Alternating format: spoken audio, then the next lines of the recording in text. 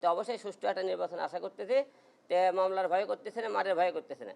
তো মরলে বাঘের লাগার হয়ে মরবো, বিড়ালের লাগার হয়ে মরতে চাই না। যেখানে হামলা করা হোক সেখানে তাদেরকে মুখে সুষ্ঠু তদন্ত করে তাদেরকে বিচার করা হয়, তাহলে নির্বাচনের মাস আমি আশা রাখি সুষ্ঠু একটা নির্বাচন হবে। আসলে জয় লাভ করতে পারবো কিনা জানি না, তবে আমি যে আসনে নির্বাচন করেছি এই আসনে এবার 4বার নির্বাচন, এটা আমার 5ম নির্বাচন। এর আগে তো আপনি 4বার নির্বাচন করেছিলাম, বগুড়া 3বার, ঢাকা 17 আসনে 1বার। তবে সুষ্ঠু দেব, আপনারা সবাই জানেন আমি বগুড়ার যে 4 আসনে যে নির্বাচন করতেছি এই আসনে কিন্তু বিপুল ভোটে পাশ করেছিলাম, কিন্তু পাশ করার পরেও কিন্তু তারা আমাকে তারা গ্রহণ করেনি। তো এইবারও পাশ করবো কি না জানি না, তবে চেষ্টা, যেহেতু ওই আসনে পাশ করেছিলাম, জনগণের একটা আশা আছে যে হিরো আলমুখ দিয়ে দেশের ক্ষতি না হলেও সে চোর হবে না, বাটপার হবে না, তাকে একবার সুযোগ দাও।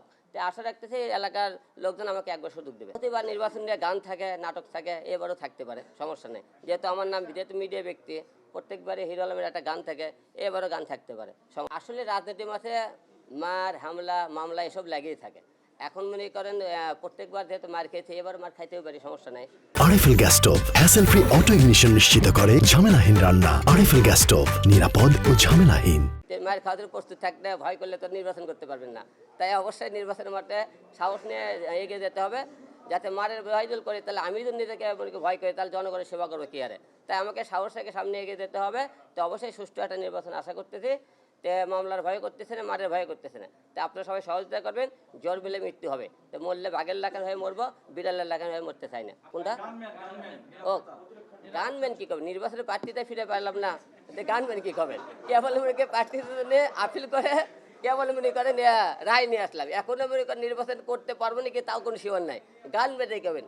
যদি মনে করেন ঘোড়া কিনে তো চাবুক নিয়ে আগে নিয়ে চিন্তা ভাবনা করেন, তাহলে বিপদ। আগে ঘোড়াটা ভালো মতো রক্ষা করে তারপরে চাবুকের চিন্তা করা হবে। মাঠ ঠান্ডা কিছু আপনারাই ভালো জানেন, মাঠ কেন ঠান্ডা হয়ে গেল? শীত বেশি কারণে ঠান্ডা হয়ে গেল, না হলে মনে করেন নেতারা ঠান্ডা হয়ে গেল, বুঝলাম না। তবে আশা রাখছি যে খুব তাড়াতাড়ি মাঠ গরম হয়ে যাবে।